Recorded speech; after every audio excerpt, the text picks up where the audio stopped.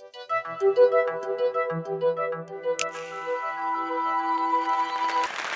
you. Wow. It's not working. Okay. Right. How many of you have a concrete roof in your house? Put your hands up if you do. Excellent. How many of you like tea? The Pakistani version of tea. Cool. How many of you have ever taken your car or bike for repairs? Okay, that's cool. I mixed the two so that you don't feel inferior in any way. How many of you like sports? Fabulous. And while you and I enjoy that cup of tea under our roof, while you and I go around on our vehicles, get them repaired, while you and I play in those fields for the clubs, for our institutions, there are people involved in offering us that product, that service. The people involved while we are consuming it, and the people involved when we dump that product. And many a times of those people, there's some people who didn't choose to be there. There's some hands that need to be on the receiving side, but are rather on the giving side, on the offering side. They're hands that we should have promised concrete dreams to, but are rather fixing our concrete. There are hands which need to be flipping books, but at this point are flipping tools, tools that you and I would not even think of picking up. They're hands that are sewing what we throw around, what we kick around. And the level of indifference is such that what you and I throw unsorted is sorted by some. What you and I call trash is treasured by some. What does it take to see that indifference is the question. The indifference to the extent that many of us, the privileged ones in this country, have kids to look after our kids. The kids who sort our kids' toys, the kids who clean it up for us, and the kids who see us doing everything, but yet will never have them. Many will say it is impossible for them to. What does it take to realize that that's not fair? What does it take to understand the difference between privileges and rights? It takes Iqbal Masih, the story which moved me, and I'm just going to share that with you. At the age of 4, his family borrowed 600 rupees. And could not return it. 600 rupees back in those times would be about $30. 600 rupees. $6 in today's times. The family could not return it. And Iqbal was given on bondage. A bondage that would get Iqbal working in a carpet weaving factory. Smaller the hands, better the quality of carpets. Big stories around it. And Iqbal would step out every single day, navigate through the darkness, enter that factory where there'd be hundreds of other kids exactly like him, and they would work 12 hours in a day, chained so that they don't run away. And they'd do it 7 days in a week, and every day they'd take about 30 minutes of time out. That was all the luxury that they could get. Iqbal realized that no matter how hard he worked, he will never be able to pay off that loan. So he decides to run away. He does, and he is caught by the police. And the police brings him back to the owner, beats the shit out of him, and tells him never to run again. But he does it again.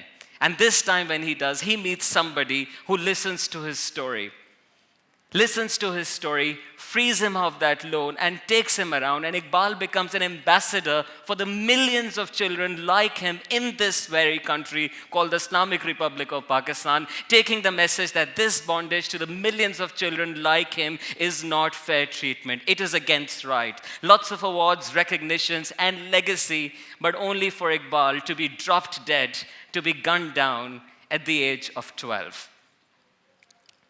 The story, the questions still remain unanswered. But the situation is no different with Alif Elan's recent report saying that there are 25 million broken dreams at this point. 25 million children who don't go to school. Pakistan is the second largest population of out-of-school children in the world. They're not all as bad as the ones I've talked about, but they're out on the street. They're probably picking up the hair when you and I get our treatments done in the salons and the parlors that we go to. They're out there in the markets where you and I get vegetables and fruits from. They're out there on the repair shops. They're out and about playing, frolicking all day. but it doesn't raise a question in our minds. 25 million broken dreams. Pakistan doesn't even have resources to put these children back to school at this point. Whatever resources are invested, the meager budget that we have allocated goes into a lot of wastage, a lot of stealing, as we know the state works. The question that remains, do we have an answer to it? Can we make the impossible possible? Can we get all these children back to school?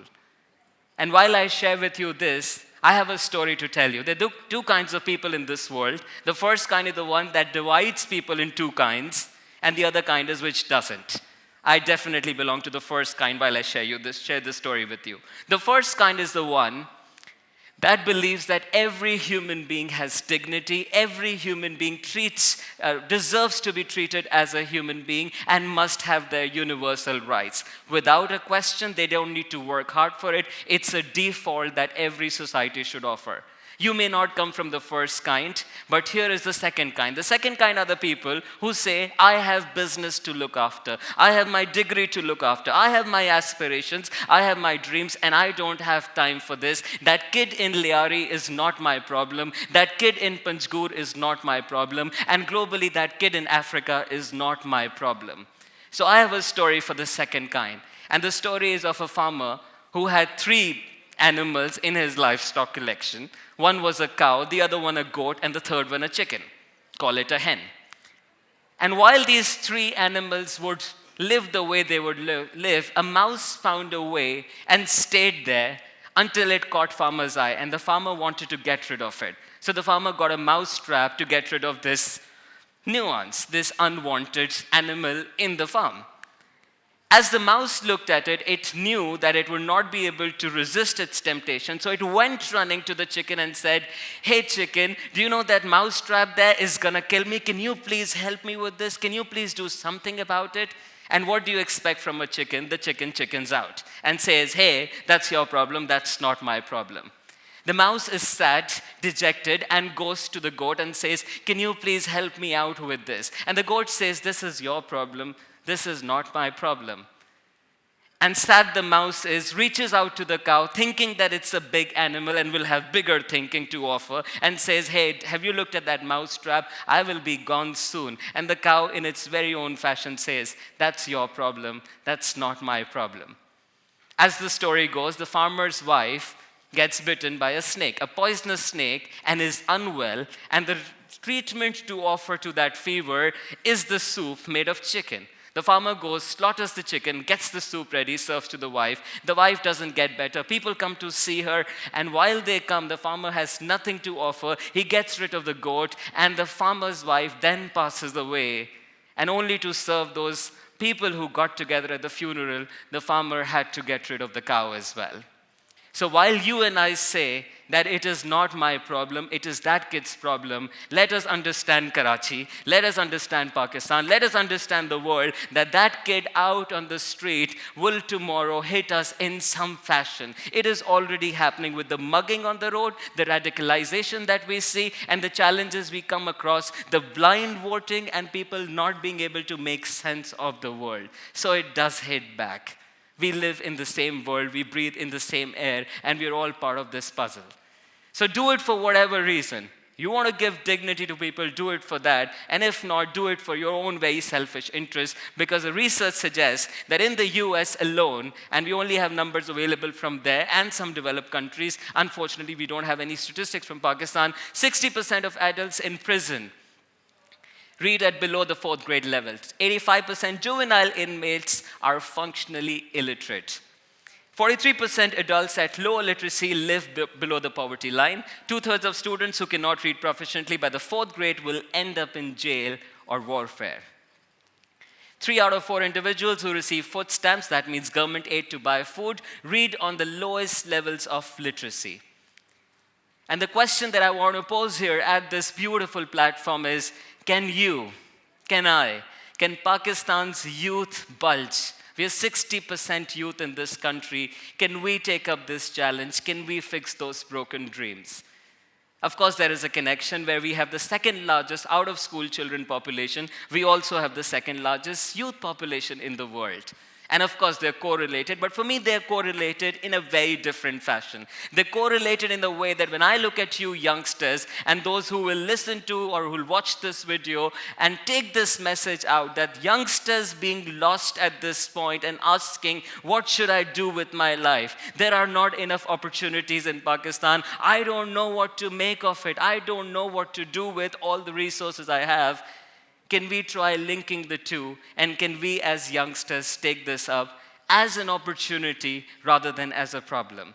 And I'm not just saying this in the rhetoric, the motivational speaker of me. I have some evidence to show you, and evidence that will inspire you, hopefully, to get into action in some form.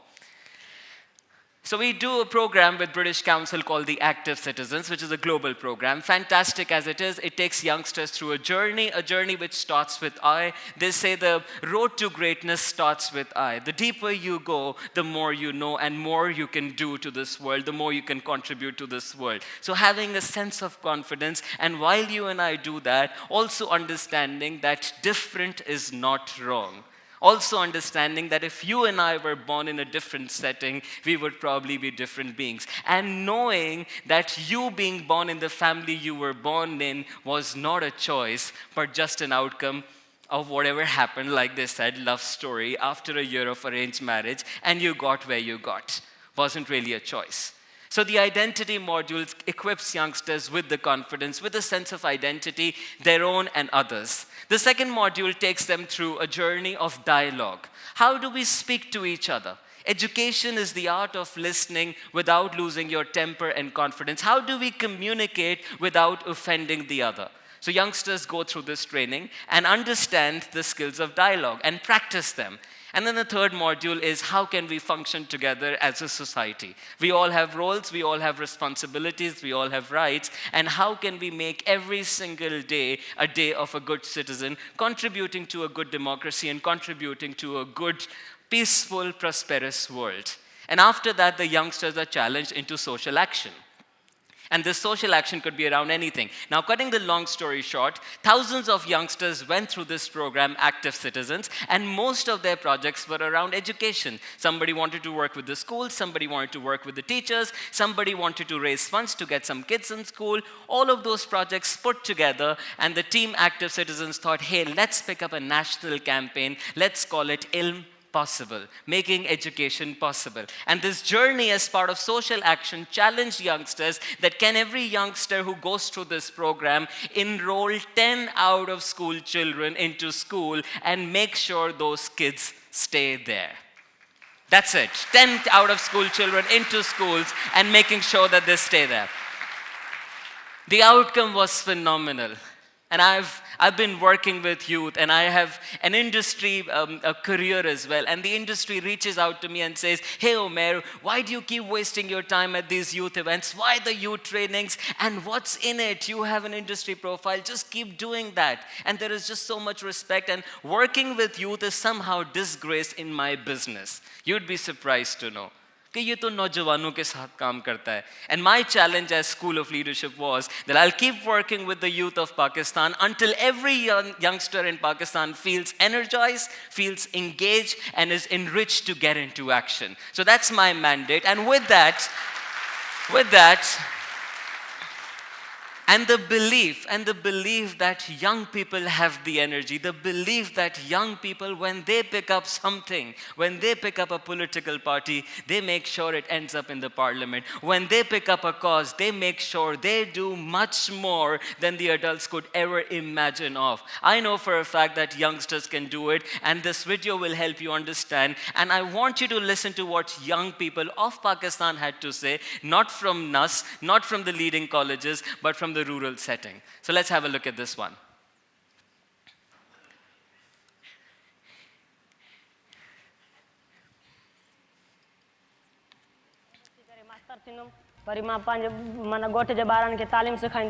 मैं उबैद भाई की तरह ambassador बनूंगा.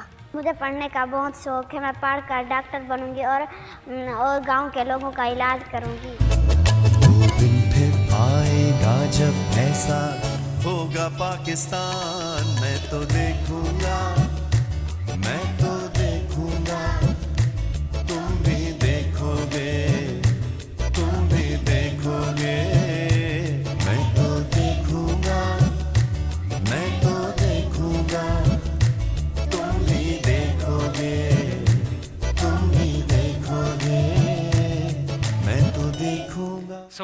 dream of putting children back into school, you would be surprised that about 8,700 ambassadors, education ambassadors, young people like you were able to put a massive 170,000 children back into schools.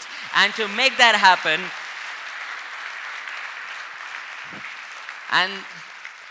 and to make that happen, you've got to just imagine what it was like in the community, with the religious folks saying this is dunyavi ilm, this is not required, with the female population not put into school, but rather married off and have children at a very young age, with parents saying that if this kid goes to school, we will lose out on the income this kids bring home. And who convinced all of them? Who convinced the teachers in the government schools to receive these children? And who campaigned for their communities? The youngsters of Pakistan, these 8,700 youngsters who reached out to 170,000. And I want you to listen to what they had to say. I'm sorry, I flashed through the video. Let me see if I can get that. This is the youngsters saying their stories. उनको वर्दियाँ खरीद के दी, कुछ ने bag खरीद के दिए, और मैंने अपनी पॉकेट मनी से कुछ पेंसिल, कलम और रेजर खरीद के दिए। जो ये प्रोजेक्ट इल्मोसिबल take a child to school चला और फ्रेंड्स के नुमाइंदे यहाँ पे हमने बुलाए, उन्होंने ऐसी ज़बरदस्त तरबियत दी जो 3 दिन की रज़ाकाराना थी। उसमें हमारे अंदर ये जज्बा पैदा हुआ कि हमने अपने बच्चों को पढ़ाना है, और अपने बच्चों को नहीं बल्कि पूरे एरिया के बच्चों को पढ़ाना है और इनको एक अच्छा मुस्तकबिल, अच्छा कैरियर देना है।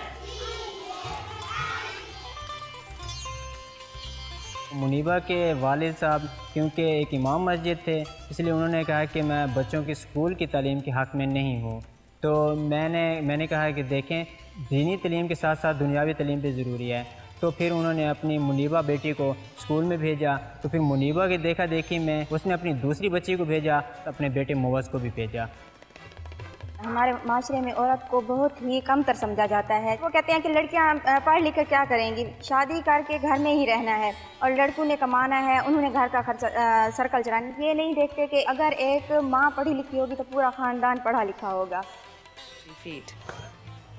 उसकी माँ से मिला, उसकी माँ को कहा कि तुम्हारा बच्चा डिसेबल है तो क्या हुआ, माजूरी मजबूरी नहीं है। फिर मैंने इस बच्चे को लेकर इस स्कूल में इनरोलमेंट करवाया है। 2 किलोमीटर 3 किलोमीटर मैं सुबह से उसको लेके स्कूल जाता हूँ और उसको ले जाता हूँ घर। बच्चे जो आ रहे थे, जो इनरोलमेंट करवाए थे हमने, वो तकरीबन 50 to 60% आ रहे थे। अभी जब से हमने दोस्ती प्रोग्राम शुरू किया है, अभी माशाल्लाह 95+ अटेंडेंस जो है वो परसेंटेज आ रही है। जी, इसमें ये है कि जो कहानियाँ हम बच्चों को सुनवाते हैं, उसके अलावा जो कॉमन बिहेवियर होता है बच्चों का, मुआशरे में कैसे रहना चाहिए, ये वो हम सब कर रहे हैं ताकि बच्चों को बहुत अच्छे तरीके से आगे ले जा सकें।